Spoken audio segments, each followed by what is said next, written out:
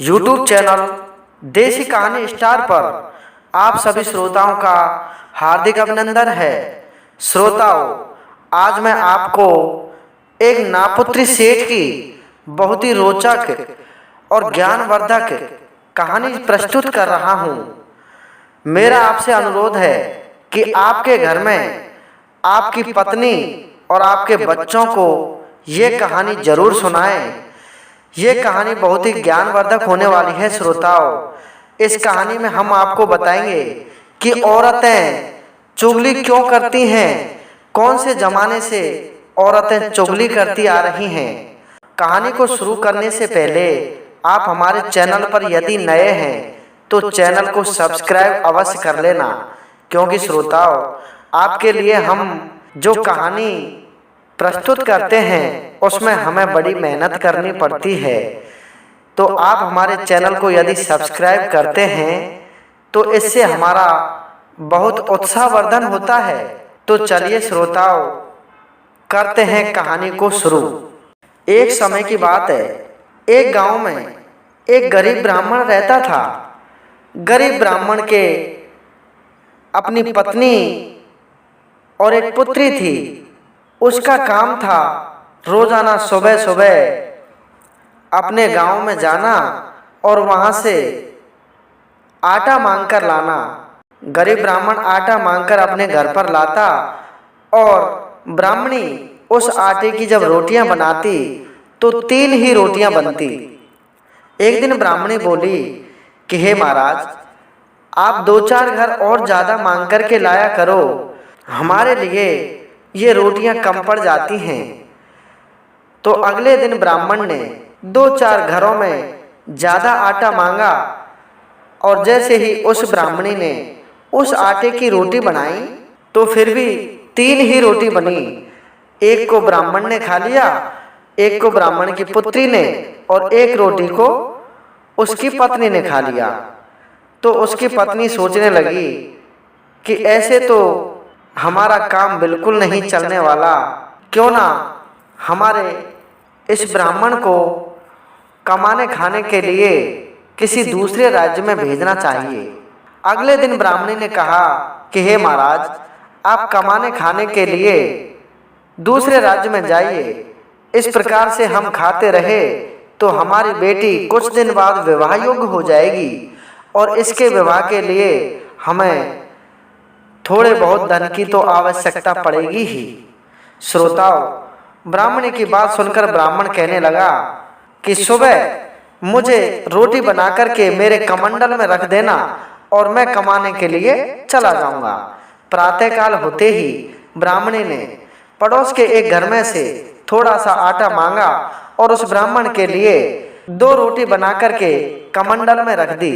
कमंडल को लेकर के ब्राह्मण जैसे ही जंगल में होकर के गुजर रहा था तो एक पीपल का बहुत अच्छा वृक्ष देखा जिसकी बहुत गहरी छाया थी। उस पीपल के वृक्ष के नीचे ब्राह्मण देव आसन लगा करके और भोजन करने लगे। भोजन करने के पश्चात जब ब्राह्मण देव वहां से खड़े होकर जाने लगे तो जैसे ही अपना कमंडल उस ब्राह्मण देव ने उठाया तो देखा कि उसमें एक काला सर्प बैठा हुआ है। काले सर्प को देख करके ब्राह्मण ने उस कमंडल को जमीन पर वापस रख दिया और हाथ जोड़ करके कहने लगा कि हे नाग देवता, मैं मेरे परिवार का पालन पोषण करने के लिए दूसरे राज्य में कोई काम धंधा करने के लिए जा रहा हूँ। आप मेरे कमंडल में से निकल करके वापस इस जंगल में चले जाइए और मुझे यहाँ से जाने दीजिए। लेकिन श्रोताओं, नागराज ने बिल्कुल मना कर दिया और नागराज उस ब्राह्मण देव से कहने लगे कि हे ब्राह्मण देव, आप इस कमंडल को अपने घर पर ले जाइए और वहां अपने घर के अंदर मुझे रख देना। तो ब्राह्मण देव कहने लगे कि हे नागराज, मैं आपको लेकर के जाऊंगा तो आप मुझे डस जाओगे। नाग देवता कहने लगे कि मैं आपको बिल्कुल भी नहीं डसूंगा, आप तो मुझे ले जाकर अपने फूटे हुए घर में रख देना। श्रोताओं, नाग देवता की बात को मानकर ब्राह्मण देव उस कमंडल को लेकर अपने घर वापस आ गए और कमंडल को अपने फूटे हुए घर में रख दिया। ब्राह्मण को देख करके मिश्राणी कहने लगी कि हे महाराज, हमारी बेटी विवाह योग्य होने वाली है और आप कमाने के लिए नहीं गए अपितु वापस आ गए। ऐसे हमारी बेटी का विवाह नहीं हो सकता। ब्राह्मण देव कहने लगे कि मुझे रास्ते में डर लगने लग गया, इसलिए मैं उस जंगल में होकर दूसरे राज्य में नहीं पहुंच पाया और डर के मारे वापस अपने घर पर आ गया। मिश्राणी कहने लगी, अगर आपको डर लगा तो आप कोई दूसरा रास्ता बदलकर चले जाते, उसी रास्ते से जाना क्या जरूरी था? लेकिन ब्राह्मण देव ने कह दिया कि कोई बात नहीं, मैं कल कमाने के लिए चला जाऊंगा। जैसे तैसे रात्रि गुजर गई। जैसे ही प्रातःकाल हुआ, ब्राह्मणी ने खड़े होकर के अपने घर में झाड़ू लगाने के लिए और अपने घर में पहुंची तो उसे कमंडल दिखाई दिया। कमंडल को जैसे ही ब्राह्मणी ने उठाकर दूसरी तरफ रखना चाहा तो उसमें एक सोने का हार जिसमें हीरे मोती जड़े हुए थे दिखाई दिया। उस हार को देख करके ब्राह्मणी बहुत खुश हुई और तुरंत दौड़ करके अपने पति ब्राह्मण देव के पास में पहुंची और कहने लगी कि हे पति देव, आप कमाने के लिए मत जाओ, आपके कमंडल में मुझे सोने का हीरे मोतियों से जड़ा हुआ 9 लखा हार मिला है। ब्राह्मण देव ब्राह्मणी की बात को सुनकर बड़े प्रसन्न हुए और जैसे ही उन्होंने देखा कि कमंडल में एक बहुत अच्छा सोने का हार रखा हुआ है तो ब्राह्मण देव अपनी पत्नी से कहने लगे कि हे देवी, हम इतने गरीब हैं कि मैं आपको इस हार को पहना भी नहीं सकता, इसलिए हम इसे किसी सेठ के यहाँ बेच करके आते हैं जिससे हमें कुछ पैसा मिल जाएगा और हम हमारी पुत्री का विवाह कर देंगे। श्रोताओं, ब्राह्मण और ब्राह्मणी दोनों उस हार को लेकर के किसी सोनार की दुकान पर चले जाते हैं। सोनार की दुकान पर जैसे ही जाकर के पहुंचे तो सोनार उस हार को देख करके बड़ा प्रसन्न हुआ और कहने लगा कि मेरी पत्नी इस हार को पहन करके बड़ी ही खुश हो जाएगी, बताओ इसके बदले में आपको कितना पैसा चाहिए। श्रोताओं, ब्राह्मण और ब्राह्मणी ने उस सेठ से अपनी पुत्री के विवाह के लिए पैसे ले लिए। वो सेठ जिसने हार को लिया था, उस सेठ के कोई संतान नहीं थी, तो वह कहने लगा कि मेरी पत्नी इस हार को पहन लेगी, इसके बदले में मैं आपको काफी सारा पैसा दे दूंगा जिससे आपकी पुत्री का विवाह और आपका जीवन आराम से कट जाएगा। श्रोताओं, सेठ की उदारता और सेठ के दिए हुए पैसों से उस ब्राह्मण और ब्राह्मणी की पुत्री का विवाह हो गया। और उधर क्या हुआ श्रोताओं, वो सेठ अपनी दुकान में उस हार को रख करके शाम के वक्त अपने घर पर चला जाता है। खाना पीना खाने के पश्चात वो अपनी पत्नी से कहने लगता है कि सुनो, मैं आपके लिए आज एक बहुत ही अच्छी चीज लाया हूँ, लेकिन उसे मैं अपनी दुकान में ही रख करके आ गया, मुझे ध्यान नहीं रहा, कल मैं आपको उसे ला करके दे दूंगा। लेकिन उनकी पत्नी कहने लगी कि नहीं, ऐसी क्या चीज है, या तो आप मुझे उस चीज को बताओ या फिर अभी चल करके हम उस चीज को देखते हैं। सेठ सेठानी को अपने साथ में रात्रि के वक्त में ही दुकान पर ले गया। जैसे ही दुकान का दरवाजा खोला और अंदर जाते ही उसने देखा कि जिस स्थान पर उसने हार रखा उस स्थान पर एक नवजात शिशु, छोटा सा बच्चा खेल रहा है। भगवान शंकर की ऐसी कृपा हुई कि उधर तो सर्प था और उनके घर पर आते ही 9 लखा हार बना और 9 लखे हार से सेठ की दुकान में आकर के भगवान शंकर की कृपा से उसका छोटा सा बच्चा बन गया। बच्चे को देखकर सेठानी बहुत प्रसन्न हुई, क्योंकि श्रोताओं, उनके कोई संतान नहीं थी। नापुत्री सेठ था। नापुत्री सेठ को जैसे ही अपनी दुकान में लड़का दिखा तो बड़ा ही प्रसन्न हुआ और सेठानी ने उसे अपनी गोद में उठा लिया। लेकिन तभी सेठानी कहने लगी कि हे भगवान, मेरे तो कोई संतान नहीं है और इस छोटे से बच्चे को मैं क्या खिलाऊंगी? अभी तो ये खाना भी नहीं खाता, मैं इसको दूध कहाँ से पिलाऊंगी? भगवान शंकर की ऐसी कृपा हुई श्रोताओं, जैसे ही उस बच्चे के मुंह से रोने की आवाज निकली तो सेठानी के इस तनों से दूध की धारा बहने लगी और तुरंत रोते हुए बच्चे के मुंह में उसने दूध पिलाया। तो श्रोताओं, बच्चा बड़ा ही प्रसन्न मुद्रा में अपनी माँ के आंचलों से दूध पीने लगा। रात्रि के समय में ही अपनी दुकान से सेठ और सेठानी उस बच्चे को अपने घर पर ले आए। भगवान शंकर का वरदान ही था वो पुत्र। दिन दूना और रात चौगुना बढ़ने लगा। 13-14 साल की उम्र में वह लड़का जवान लगने लगा। कुछ समय पश्चात उस लड़के के सगाई संबंध वाले उस सेठ के घर पर आने लगे। तो जैसे ही उस लड़के की सगाई वाले उसके घर पर आए तो लड़का कहने लगा कि सुनो पिताजी, मैं उसी लड़की से विवाह करूंगा जो मेरी 3 शर्त मान ले।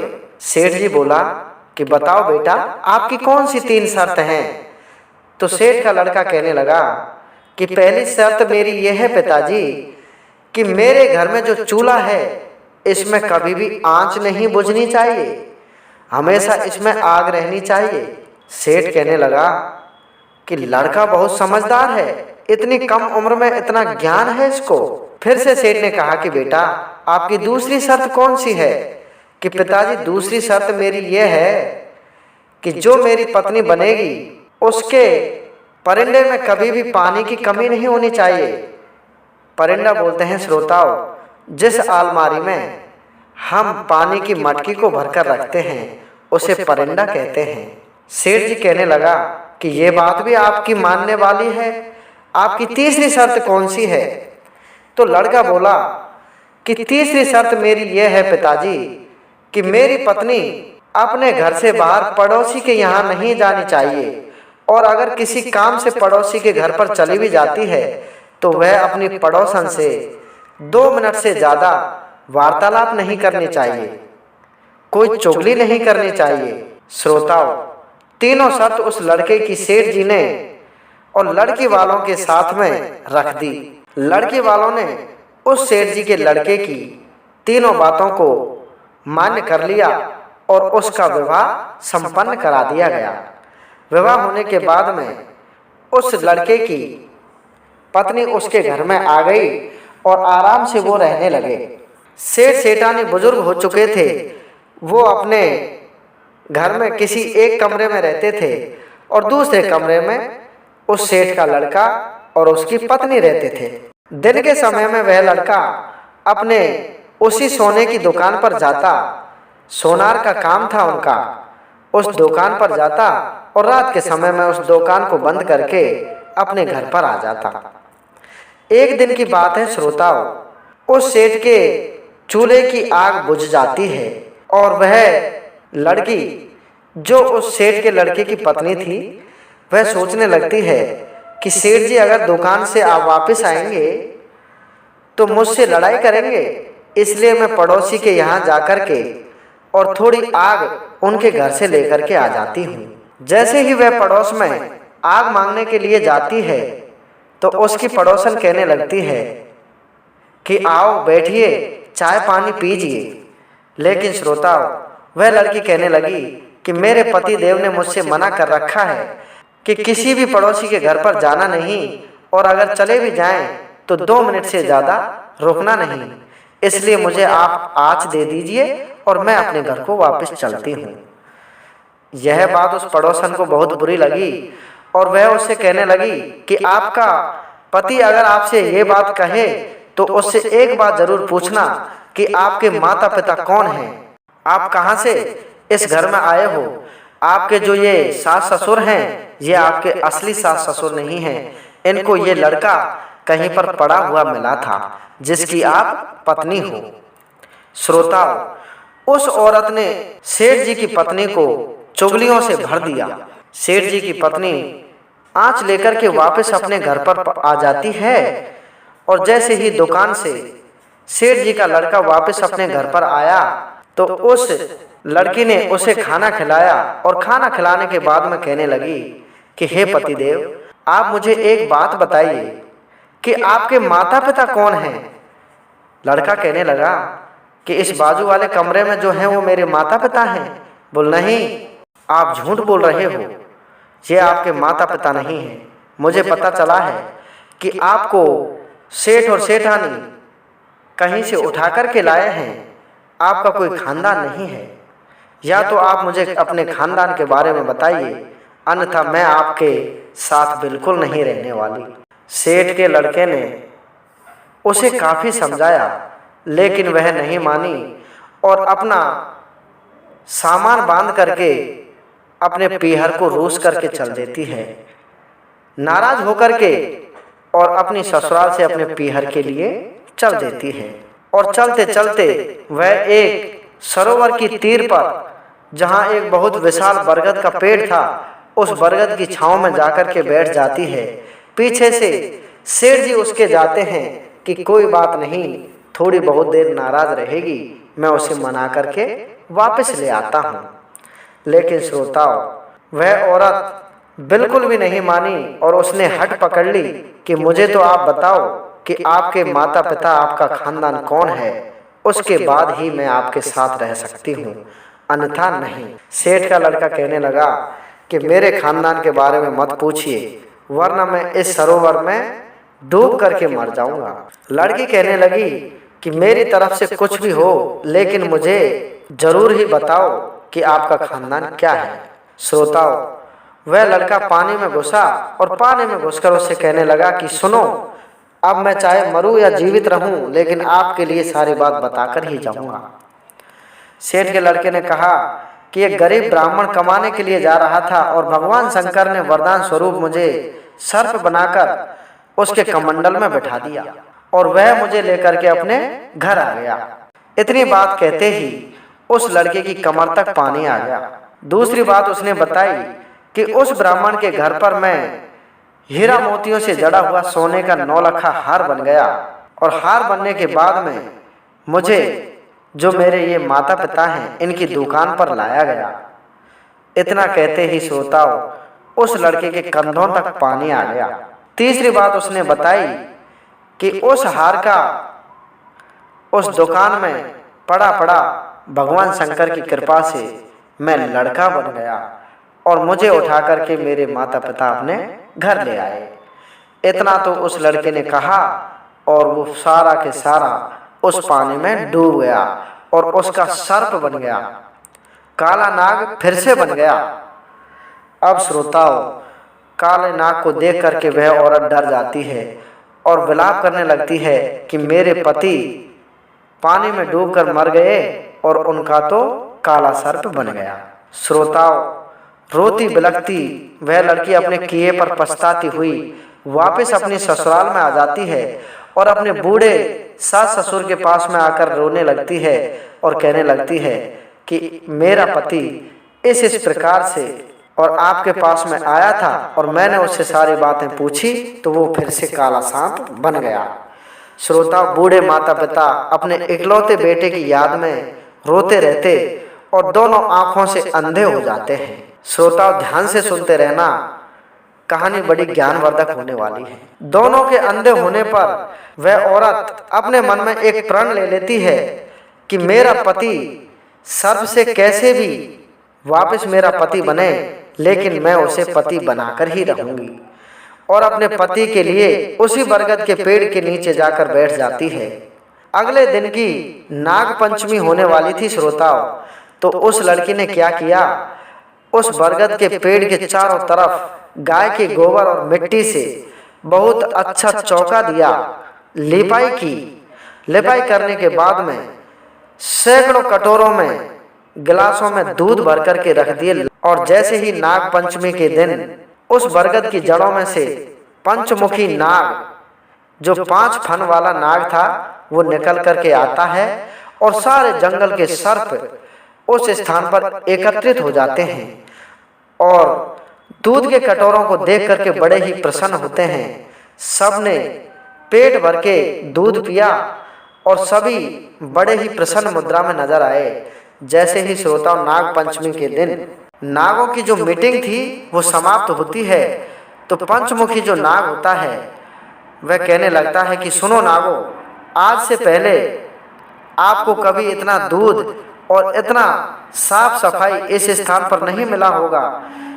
ये काम कोई मनुष्य ही कर सकता है, और जिस भी मनुष्य ने यह काम किया है वह बड़ा ही नेक दिल इंसान है। अगर वो मनुष्य हमारी बातों को सुन रहा हो तो वो हमारे पास में आ जाए और उसे हम मनचाहा वरदान दे देंगे। इतनी बात तो उस औरत ने सुनी और वह तुरंत उस नाग महाराज के सामने हाथ जोड़कर खड़ी हो जाती है और कहने लगती है कि महाराज, आपके लिए जो दूध के प्याले रखे हैं और ये जो चौका लगाया है ये मैंने ही लगाया है, ये मेरी ही मेहनत है। तो नाग देवता कहने लगे कि बोलिए आपको क्या चाहिए। औरत कहने लगी कि हे नाग देवता, मेरे पति इस प्रकार से नाग बन चुके हैं और मैं चाहती हूँ कि मेरे पति वापस मेरे पति के रूप में, इंसान के रूप में आ जाएं। यह मैं आपसे वरदान मांगना चाहती हूँ। और दूसरा मेरा वरदान यह है कि मेरे सास ससुर मेरे पति के वियोग में विलाप कर करके अंधे हो चुके हैं, उनकी रोशनी वापस आ जाए। और तीसरा मेरा आपसे एक ही वर है जिसे आप अवश्य दे देना कि मैं पुत्रवती हो जाऊं, मुझे एक लड़का हो जाए।